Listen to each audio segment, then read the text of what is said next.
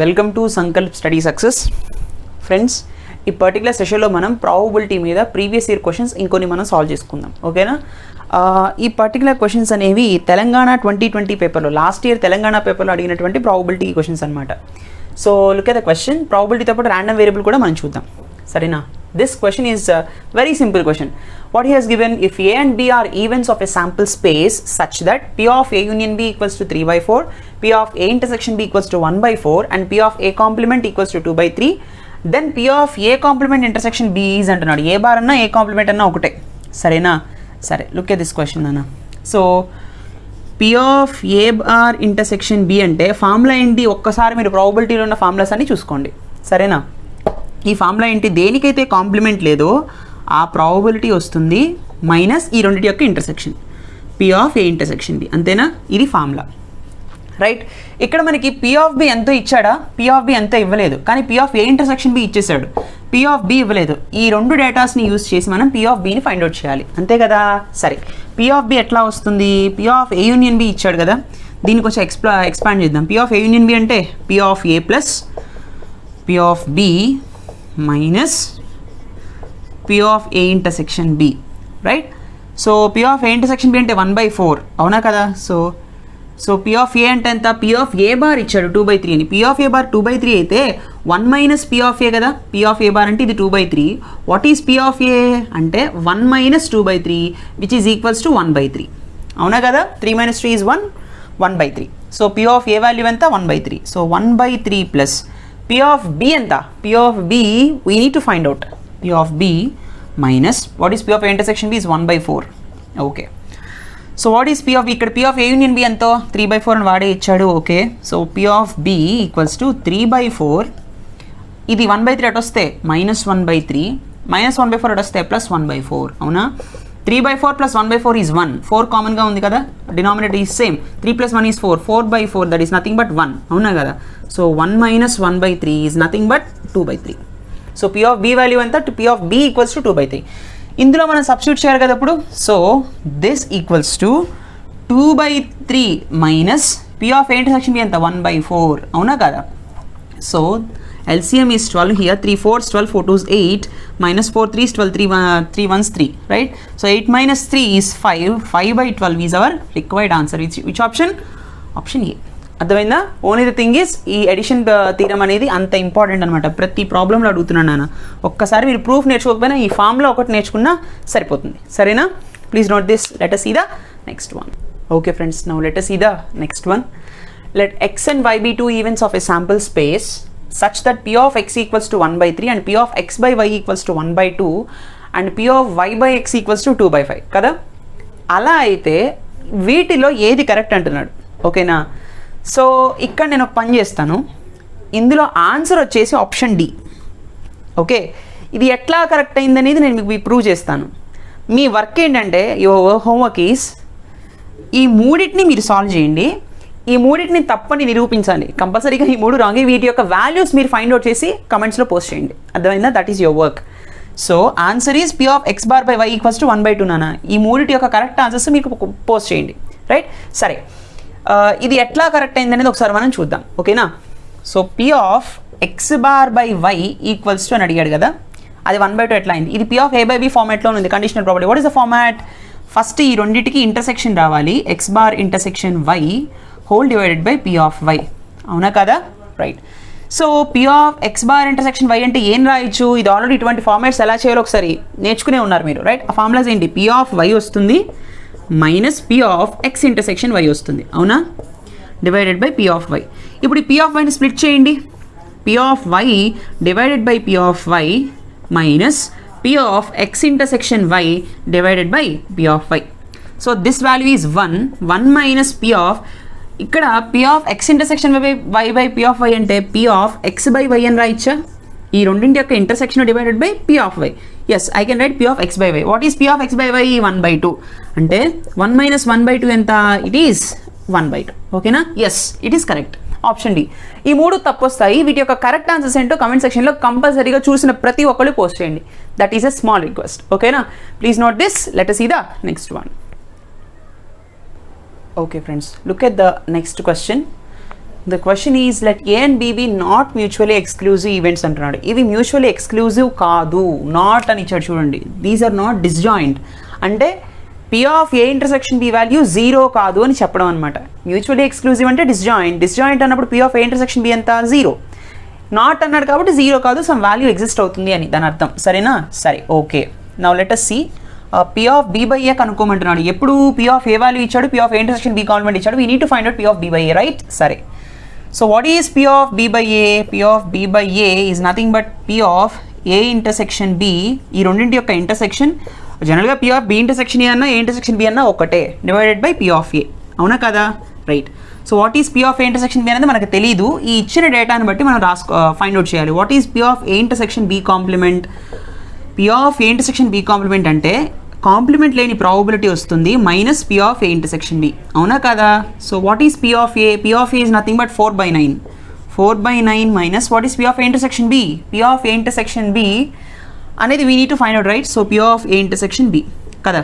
So what is P of A intersection B complement? 3/7. So P of A intersection B equals to ఇది ఇటు వస్తుంది, 3/7 అటు వెళ్తుంది. So 4/9 minus 3/7. అవునా?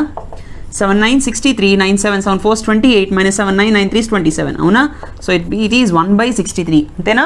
Right. So this is 1/63 divided by 4/9. 9 7 63. Yes or no? So I think it is 4/7.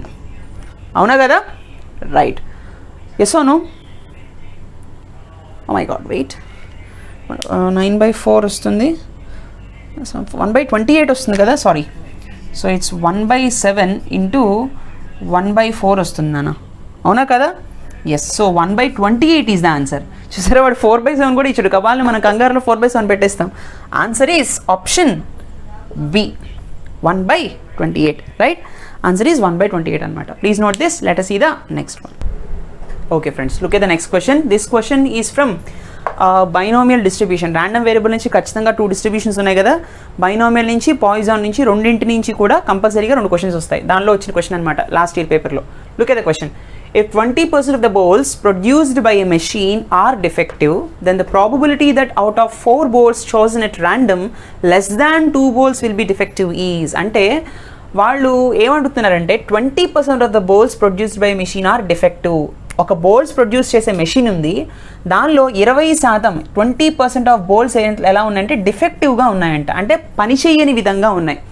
అయితే అంటే 100%లో 20 బోల్స్ పనిచేయట్లేదు, అంటే 80% బోల్స్ పనిచేస్తున్నాయనే కదా అర్థం. అవునా కదా?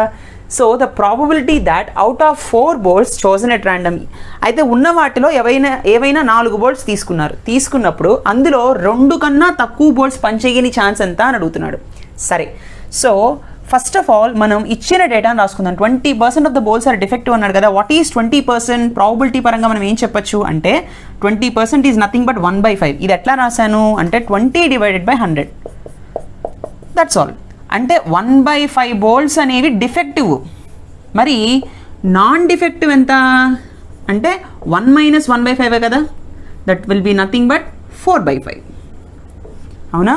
Defective balls are 1/5, non defective balls are 4/5.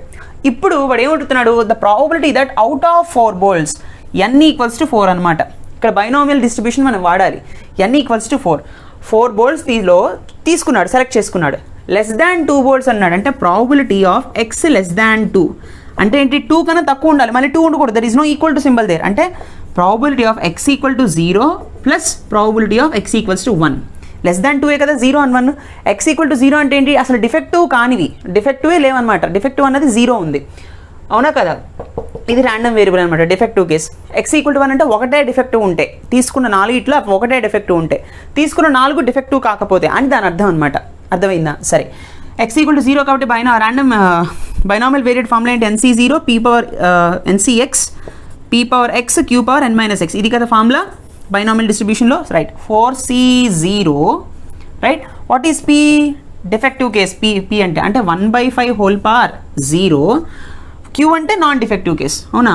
So 4/5 whole power 4 minus 0 is 4 only, plus 4C1 1/5 whole power 1 into 4/5 whole power 4 minus 1 is 3. అవునా కదా? రైట్. సో 4C0 అంటే ఎంత? 4 ఫ్యాక్టోరియల్ బై 4 మైనస్ 0 ఫ్యాక్టోరియల్ అంటే 4 factorial into 0 factorial. 4 ఇది cancel 1 time వస్తుంది. So 4c0 nc0 value is 1.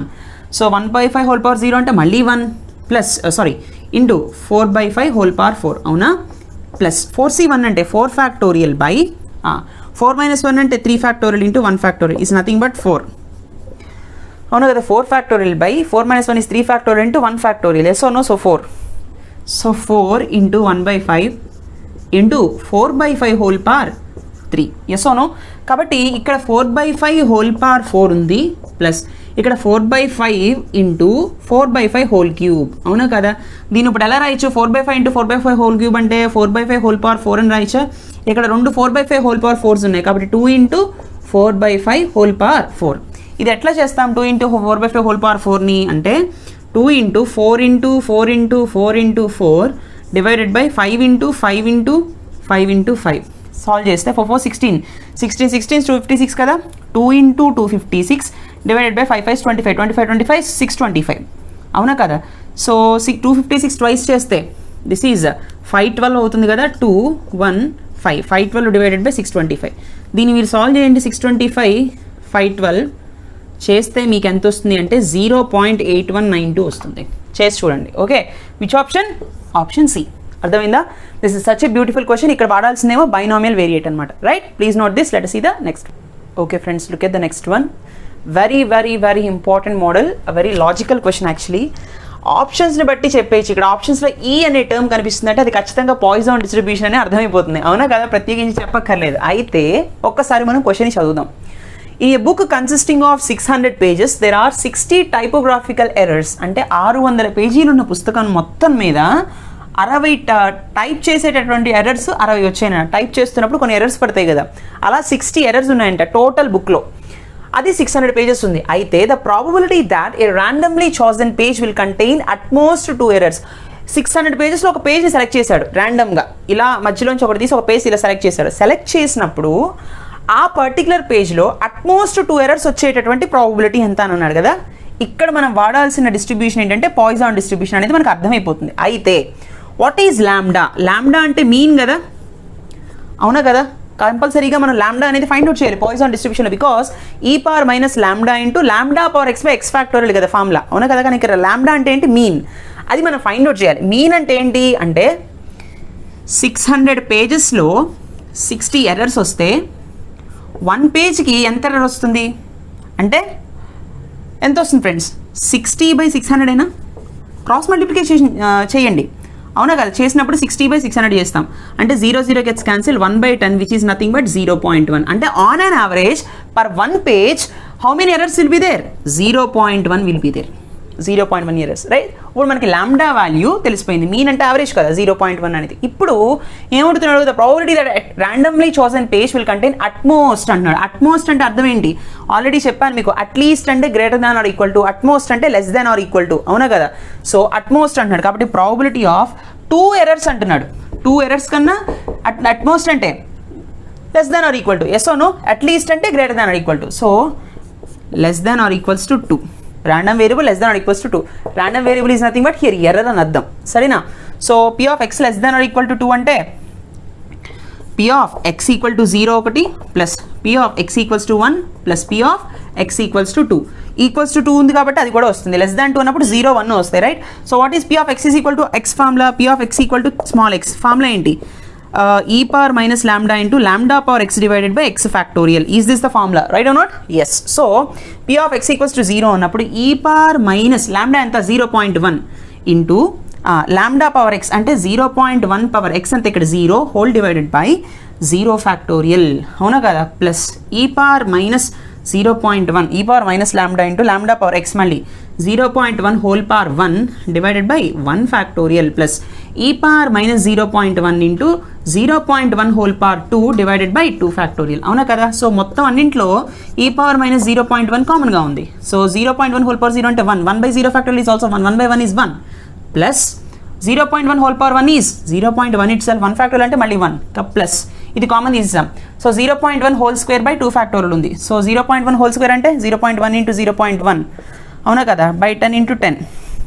So 1/100 is nothing but 0.01, అవునా కదా. ఇది 0.01 డివైడెడ్ బై 2, అవునా కదా. So what I will be getting here e power minus 0.1 into ఇది 1.1 plus 0.01/2 LCM 2.2 అయిపోతుంది కదా 2.2 ప్లస్ 0.01 డివైడెడ్ బై 2 ఎంత వస్తుందన్న so it will be 0 e power minus 0.1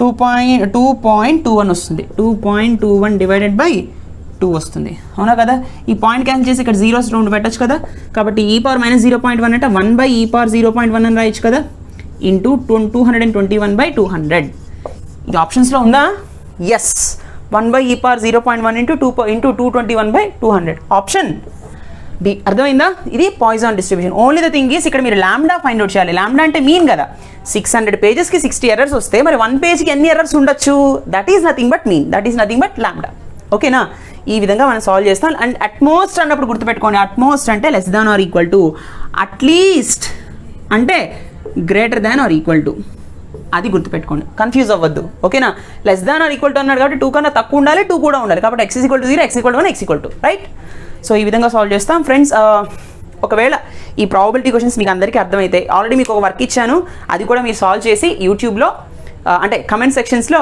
ఆ వాల్యూస్ అన్నిటికీ సొల్యూషన్స్ చేసి ఆన్సర్ చెప్పండి right I hope you understand this lecture please do like comment and share ఎప్పుడు చెప్పేదే thank you so much for watching see in the next session take care by